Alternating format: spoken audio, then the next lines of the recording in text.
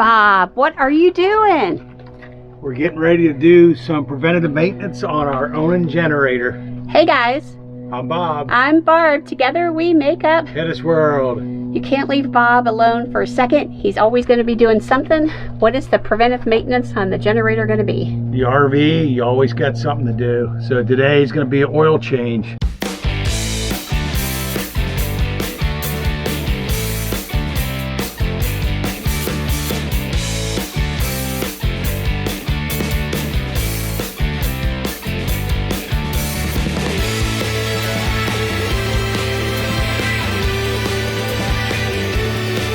On this Onan generator, this is an LP generator. Your first oil change is at 50 hours, and after that you can go up to 200 hours according to what kind of load you have on the product. So we're going to do the oil change on this, and I'll show you easy to pop this cover off. It's got a couple little clips here that hold it in place. I'll show you right here. It's got air filter, gives you the part number. It tells you the oil capacity, which is 2 quarts, and it has temperature rating, so anything above 32 degrees they want you to put SAE 30. That's what I have down here, 2 quarts of SAE 30. That's a very easy process.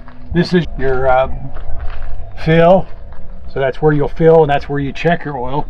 So we'll loosen that up since it's a really tight system. We'll leave that loose while we're draining. Here is your drain port.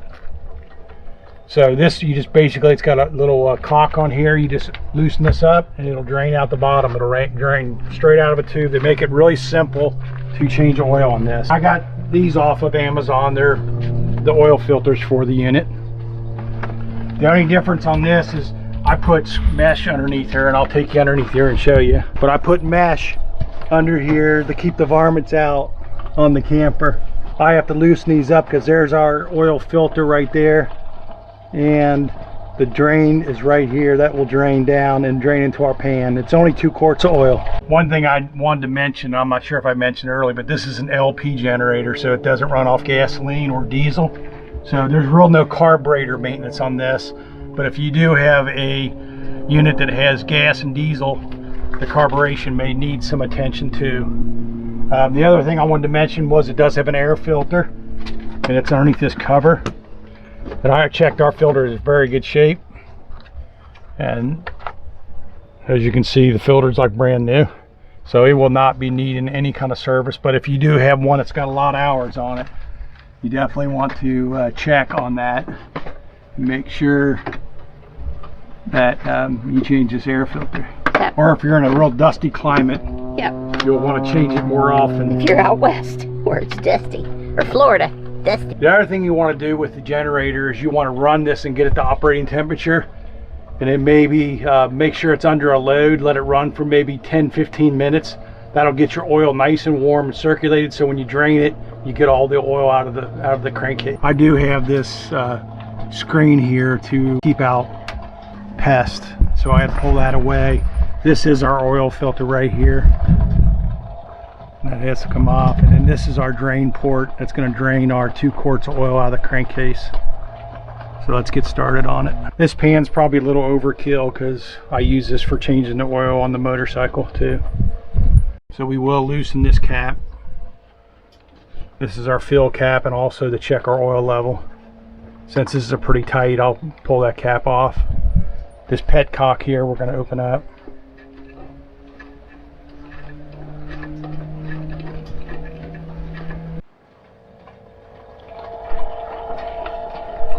So I got the petcock open and we're draining out.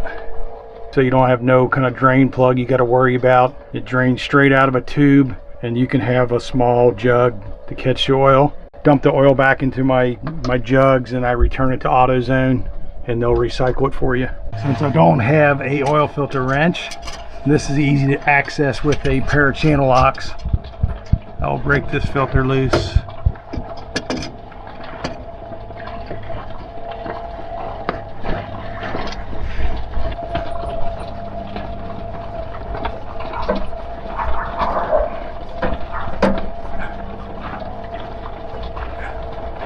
As you can see, most of the oil has stopped draining now. When you take your filter off, definitely make sure you get your gasket comes off, just like changing oil on a vehicle. Make sure that is out of there, otherwise that's going to cause you a problem when you go to start it. We're going to fill this filter up, pre-charge it. This just helps our motor pick up the oil quicker, so you don't want your motor to starve on startup. That'll be part of the 2-quart capacity. You want to make sure you coat this O-ring well. This filter's got like a rubber boot around it, so it keeps dirt and stuff out of there. So you just want to make sure you can feel it. Never try to wrench something until you know the threads are started, because you don't want to strip anything out. And this should just have to be hand tight. That's all you should have to do with it. But you do want to check it once you get it done, get it started up. And that should be it. Generators on RVs are not a necessary thing, but I'll tell you what, it's sure nice when you get a hot or cold day and they shut the power off on you. It's nice to be able to start this thing up and run it. It will run through the LP gas pretty quick. We got 40-pound bottles, and if it's under a low load, it'll go about 12 hours, but it'll go about 8 if it's under a heavy load per bottle. Once you get your oil in there, you want to check it, make sure it's full, which we are. And then we are going to run it again to make sure we have no leaks anywhere. When I get done with the oil changes, I like to clean up a little bit. Little brake clean. That way the bucket won't be nice and clean. The stuff evaporates really fast. It won't leave no residue.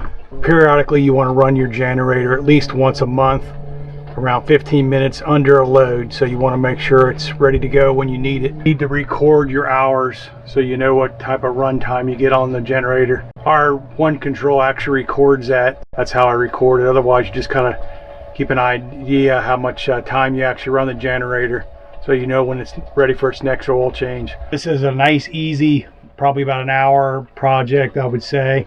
I'd give it 2 out of 10 on difficulty. Main thing is just making sure you take your time, make sure you get your petcock tight, make sure you get your filter tight. Hand tight's all it really needs to be. Put your 2 quarts of oil in it, run the unit, make sure you have no leaks. So Bob, once again, has done an amazing job on getting the oil changed in our Onan generator.